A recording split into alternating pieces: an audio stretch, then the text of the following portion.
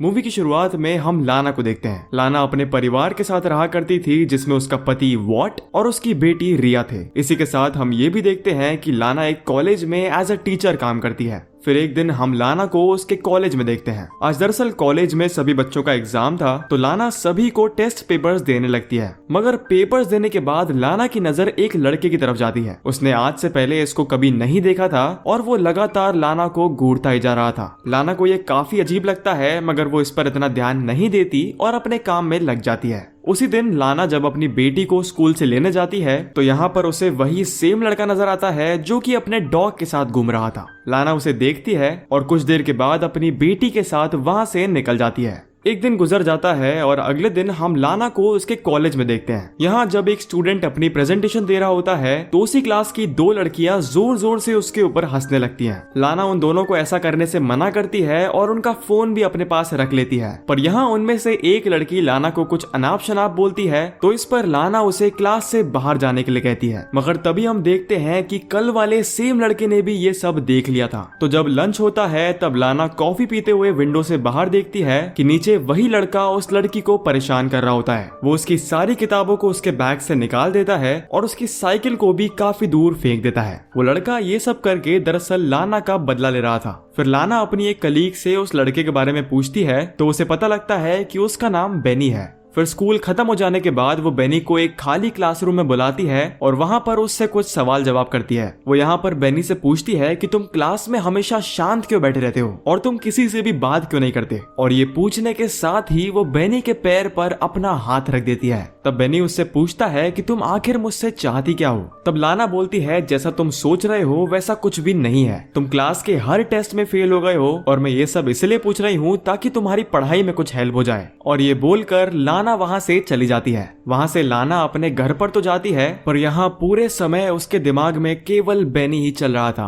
अगले ही दिन जब सभी बच्चों की छुट्टी होती है तो लाना को उसकी क्लास में एक बैग पड़ा हुआ दिखता है। वो उसे उठाती है तो वो बैग बेनी का ही निकलता है। तो जब लाना उस बैग को खोलती है तो उसे उसमें से बेनी की एक टी शर्ट मिलती है और लाना वहीं पर उस टी शर्ट को सूंघने लगती है। इससे हमें ये पता लगता है कि लाना के अंदर भी बेनी के लिए फीलिंग्स जाग रही थी। पर तभी लाना को अपने आसपास किसी के होने का एहसास होता है, तो वो तुरंत वहां से भागकर कॉलेज के वॉशरूम में चली जाती है। पर लाना जैसे ही वहां पर घूमती है उसे वही वॉशरूम में बेनी खड़ा हुआ दिखता है। इससे पहले कि लाना कुछ भी कर पाती, बेनी उसे पकड़ता है और लाना की बॉडी को फील करने लगता है। और मजे की बात, लाना उसे ऐसा करने से रोकती भी नहीं है। पर जैसे ही बेनी किस के लिए आगे बढ़ता है, लाना उसे रोक देती है और कहती है कि आज के बाद हमारे बीच ऐसा कुछ भी नहीं होना चाहिए। और ये बोलकर वो वहां से अपने घर पर चली जाती है। लाना अपने घर पर तो आ जाती है, मगर पूरी रात वो बेनी के बारे में ही सोच रही थी और वो पूरी की पूरी रात बेनी के बारे में ही सोचकर निकाल देती है।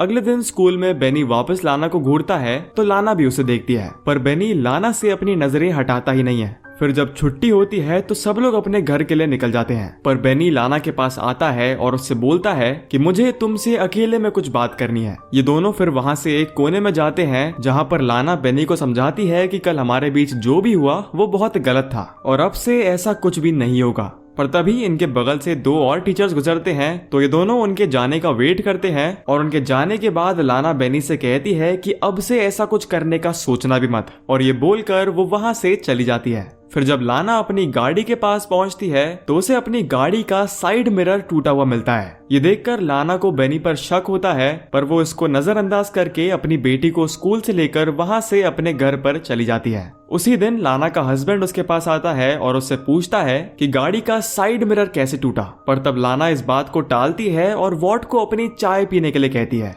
अगले दिन लाना की क्लास में वापस एक टेस्ट था, तो वो सबको पेपर देती है और अपनी डेस्क पर आकर बैठ जाती है। कुछ बच्चे लाना से एग्जाम को लेकर कुछ सवाल पूछते हैं, पर तब बेनी लाना से बहुत इनअप्रोप्रिएट और डबल मीनिंग सवाल करने लगता है। ये सुनकर लाना को बहुत गुस्सा आता है और वो उसका बैग उठाती है और उसे क्लास से बाहर फेंक देती है। पर बेनी फिर भी वहां से बाहर नहीं जाता, तो अंत में हार मानकर लाना को ही क्लास से बाहर जाना पड़ता है।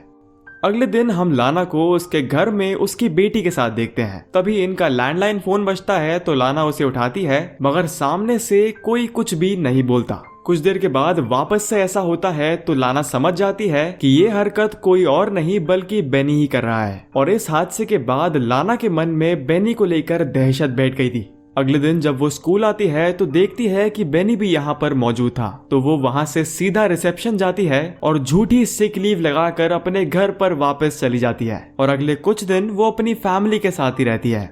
फिर कहानी यहाँ से कुछ दिन आगे जाती है। हम लाना को देखते हैं जो कि एक आर्ट गैलरी में मौजूद थी, पर यहाँ उसे अपने साथ किसी के होने का एहसास होता है। तो जब वो पलटती है तो गेस व्हाट, वहाँ पर बेनी खड़ा होता है। बेनी लाना को ढूंढते हुए यहाँ तक भी आ गया था। लाना वहाँ से जहाँ जहाँ जाती बेनी उसके पीछे पीछे ही चल रहा था। लाना फिर वहाँ से नीचे की तरफ जाने का सोचती है, मगर देखती है कि बेनी वहाँ पर ऑलरेडी पहुँच गया था। तो वो वहाँ से एक लिफ्ट में जाती है, पर लिफ्ट का दरवाजा बंद होने से पहले ही उस लिफ्ट के अंदर बेनी पहुँच जाता है। और दोस्तों, लिफ्ट में लाना बेनी से कुछ भी नहीं कहती और उसके साथ इंटीमेट होने लगती है। इससे हमें इस बात का अंदाजा होता है कि लाना बेनी के ऑरा से कितनी ज्यादा अट्रैक्ट हो गई थी। पर इस एक्सपीरियंस के बाद लाना एक दुविधा में थी। लाना अपनी फैमिली से बहुत प्यार करती है, मगर साथ ही में वो बेनी से भी बहुत अट्रैक्टेड है, तो उसे यहाँ पर ये समझ नहीं आता कि क्या सही है। तब लाना यहाँ एक ऐसे प्लान के बारे में सोचती है जिससे सब कुछ ठीक हो जाएगा, मगर ये प्लान आखिर है क्या, वो हमें अभी नहीं बताया जाएगा।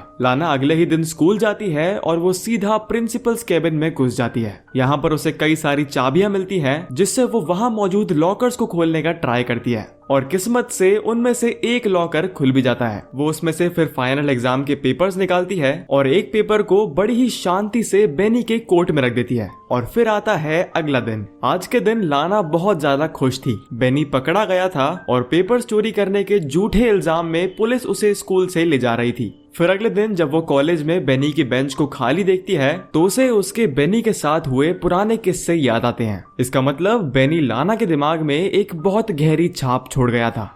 फिर लाना अपनी बेटी के साथ एक बुक स्टोर जाती है। यहाँ पर वो अपनी बेटी को एक बुक दिलाती है, मगर उसे वो बुक बिल्कुल भी पसंद नहीं आती और अपनी माँ से गुस्सा होकर वो वहाँ बुक स्टोर में ही कहीं पर चली जाती है। मगर जब लाना उसे ढूंढती है तो वो लाना को कहीं पर भी नहीं मिलती। इससे परेशान होकर लाना वहाँ के सीसीटीवी चेक करवाती है तो उसे ये पता लगता है कि कुछ देर पहले तक बेनी भी इस बुक स्टोर में मौजूद था। लाना को यहाँ पर ऐसा लगने लगता है कि बेनी ने ही उसकी बेटी को किडनैप कर लिया है, मगर तभी लाना के पास उसके हस्बैंड का फोन आता है जो उसे बताते हैं कि उनकी बेटी उनके पास घर पर आ गई है और दरअसल बेनी ही लाना की बेटी को उसके घर पर छोड़कर आया था। इससे लाना को बहुत डर लगता है, क्योंकि अगर बेनी उसकी बेटी को उसके सामने से उठा सकता है तो फिर तो बेनी कुछ भी कर सकता है। तो फिर लाना किसी ऐसे तरीके के बारे में सोचती है जिससे वो बेनी से हमेशा हमेशा के लिए छुटकारा पा सके। तो वो अगले ही दिन अपनी गाड़ी से बेनी के घर पर जाती है और उसका वेट करती है। कुछ देर वेट करने के बाद बेनी अपने स्कूटर से स्कूल के लिए निकल जाता है, तो लाना भी अपनी कार से उसका पीछा करती है। जहाँ जहाँ बेनी जाता लाना भी वहीं पर जा रही थी। कुछ देर पीछा करने के बाद ये लोग एक ऐसी जगह पर पहुँचते हैं जहाँ पर कोई भी नहीं था। तो मौका देखकर लाना अपनी गाड़ी से बेनी को जोर से टक्कर मारती है और आगे निकल जाती है। पर कुछ दूर जाकर वो अपनी गाड़ी को रोकती है और उसमें से उतरकर बेनी को देखने के लिए जाती है। और दोस्तों, इसी के साथ ये मूवी यहाँ पर खत्म हो जाती है। तो दोस्तों, ये थी डिलीरलिंग मूवी की पूरी कहानी। अगर आपको ये वीडियो अच्छी लगी हो तो इसे लाइक करिएगा और अगर आप इस चैनल पर पहली बार आए हो तो सब्सक्राइब करना ना भूलिएगा। मैं मिलूंगा आपसे अगली वीडियो में, तब तक के लिए थैंक यू फॉर वॉचिंग।